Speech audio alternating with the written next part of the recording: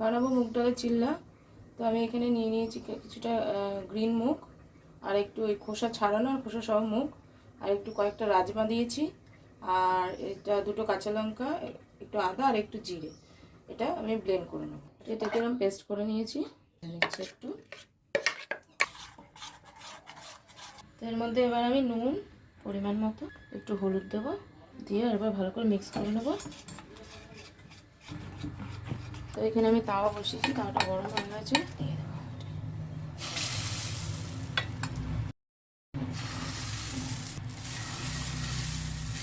হাতের সাহায্যে এরকম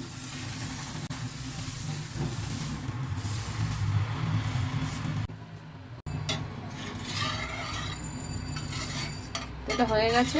এবার এই দিকটা একটু করে নেব। এটা হয়ে গেছে। এবার আমি দিয়ে দেবো হালকা ঘি এর মধ্যে।